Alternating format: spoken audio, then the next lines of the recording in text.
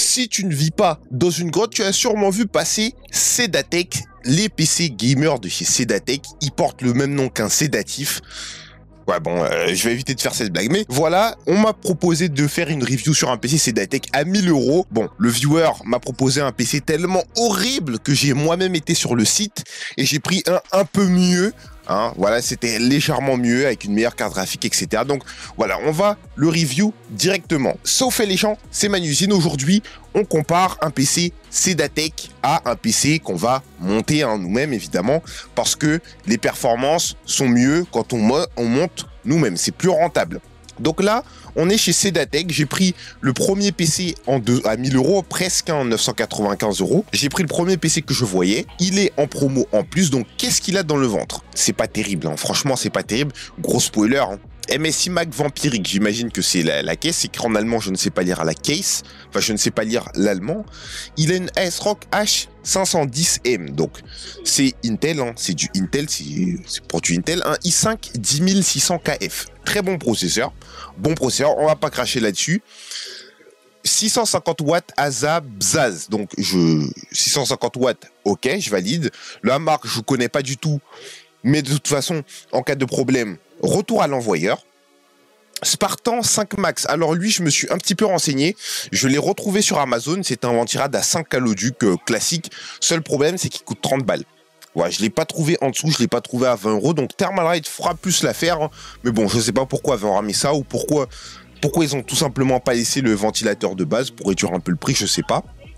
La 4060 Ti 8 Go, juste ici. Donc pour 995 balles, je trouve ça horrible. Voilà, je trouve ça horrible. On peut pas mettre cette carte. Mais bon, bref, on y reviendra. 16 Go de RAM. Ok. 1 Tera de SSD, pas mal. Ok, ça c'est 1 Tera de SSD normal. C'est quoi de plus normal?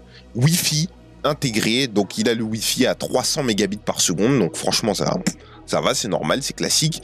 Windows 11, d'accord. Et 2 ans de garantie pour 995 €. Alors je trouve que pour 995 €, il y a beaucoup mieux. Même Memory PC fait mieux que ça. Donc là, franchement, c'est vraiment pas compliqué de faire meilleur que cette config. Je trouve qu'elle est pas du tout rentable. Et évidemment, j'ai fait bien mieux pour un peu moins cher. J'ai essayé de faire tout ça pour 950 €. Donc je vais vous montrer qu'est-ce que moi j'ai trouvé. Donc le Ryzen 5 5600, hein, déjà directement, parce que il est à 104 € sur Etchelt, un truc comme ça, et c'est un gros banger. Littéralement, c'est du AMD, c'est frais, c'est trop fort. La carte graphique, la RX 7800 XT, quand vous pouvez la caler, oui, quand tu peux la caler, tu la cales évidemment. Bon, il y a beaucoup de frais de livraison, elle te sera facturée à 503 €. Mais la performance de la 7800 XT, c'est légendaire.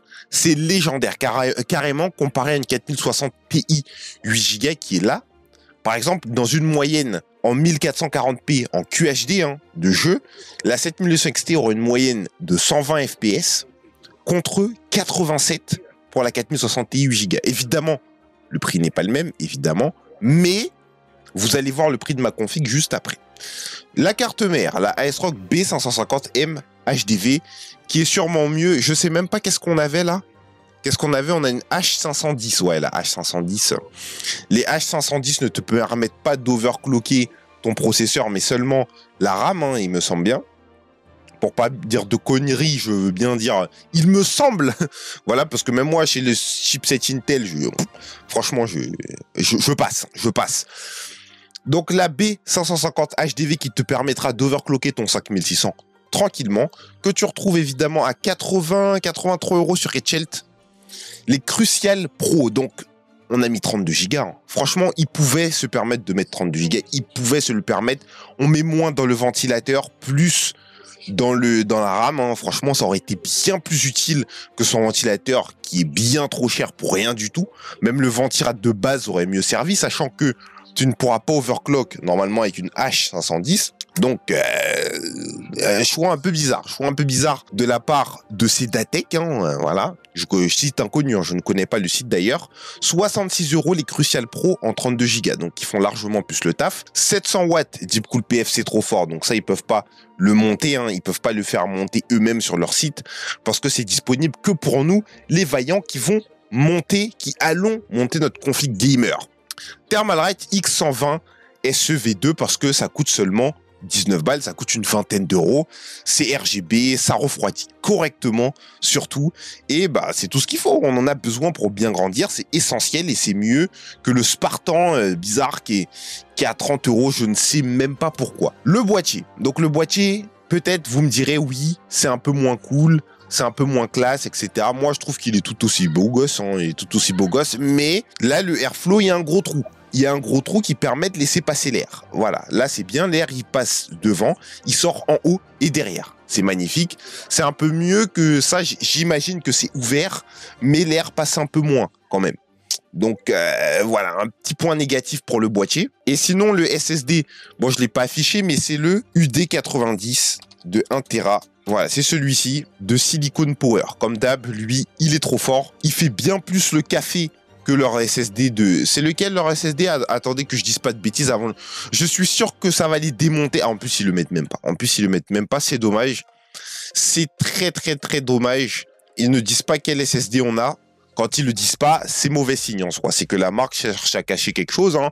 Voilà, ils l'ont fait pour la lime, mais ils l'ont pas fait pour le SSD. Donc, je préfère mon UD90. Hein. Évidemment, la config que j'ai montée t'arrive pour un total de 946 euros. Tu pètes la bouche à Sedatech. Tu lui pètes la bouche.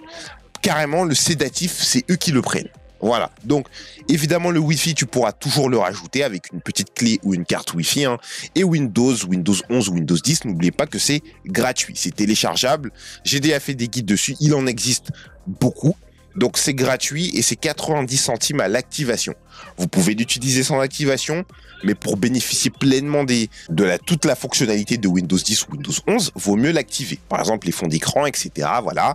Donc voilà, vaut mieux l'activer et ça coûte 90 centimes. N'oubliez pas. Donc, si vous voyez des licences à 90, à 120, etc., ne les achetez pas, s'il vous plaît. Ne faites pas cette erreur. Ne soyez pas flemmard.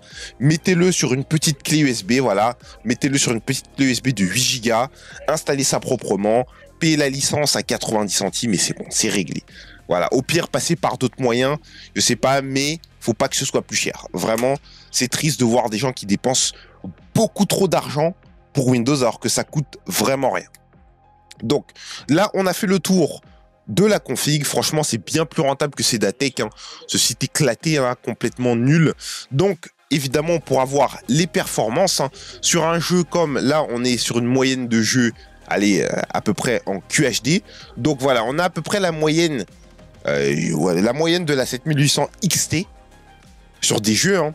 Donc là, j'en ai pris quelques-uns, par exemple Valorant. Je ne les ai pas pris sur la liste, ils sont pas tous sur la liste, évidemment. Valorant en Full HD, tu as 300 FPS. En ultra, évidemment, j'imagine que tu peux attendre plus. Hein. J'ai pas vu des configs assez optimisés pour me prononcer là-dessus, mais 300 euros, c'est 300 euros. 300 FPS, on va dire, c'est le minimum que j'ai vu. 300 FPS, est-ce que ça te sert à quelque chose? C'est vous qui décidez, c'est vous qui voyez, je trouve que ça sert à rien. 240 maximum, hein, vous pouvez les bloquer, évidemment. Et sur un jeu un petit peu plus sérieux, comme Hogwarts Legacy, en QHD cette fois-ci, Quad HD, donc 1440p en ultra, tu as une moyenne de 67 FPS. C'est ça, pour boire la concurrence, c'est juste magnifique. Donc voilà, j'espère que cette petite vidéo vous a plu. Vous allez économiser de la thune en montant votre PC. C'est toujours mieux de le monter soi-même. Voilà, passez une bonne soirée. À ce soir pour le stream. Ciao.